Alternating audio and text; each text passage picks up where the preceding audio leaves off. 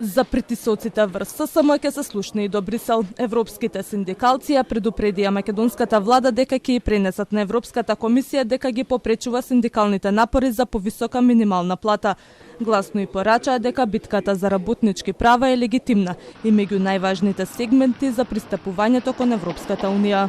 Ако треба, синдикатите ќе излезат и на улица. Меѓутоа, ние очекуваме диалог, социјален диалог, демократски институции кои што обезбедуваат таков диалог, затоа што социјалниот диалог, улогата на синдикатите се коренети во договорите за Европската унија во нашите демократски процеси. Земја што не ги почитува тие права мора да биде повикана на одговорност.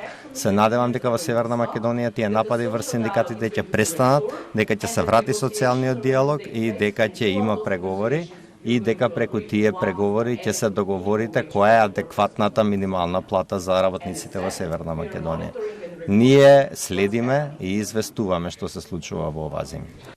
Премиерот не е загрижен од ваквата изјава од европските синдикати. Напротив, вели дека е уште повеќе мотивиран.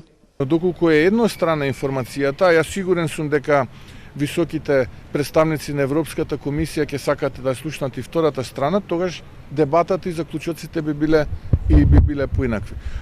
Поддршка за ССМ стигна и од синдикалците од Босна и Херцеговина, Република Српска, Србија и Црна Гора.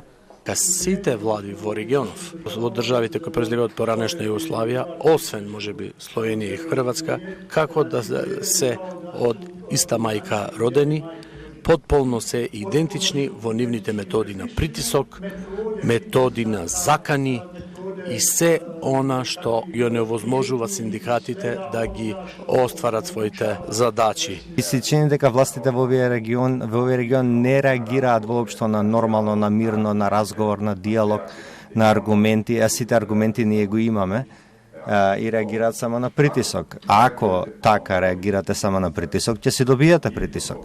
Со законското зголемување во март минималецот треба да порасне на 24.400 денари. ССМ бара тој да биде 500 евра, а за разликата од 6.000 денари, повисоките придонеси да ги субвенционира државата, односно бизнисот да биде ослободен една година.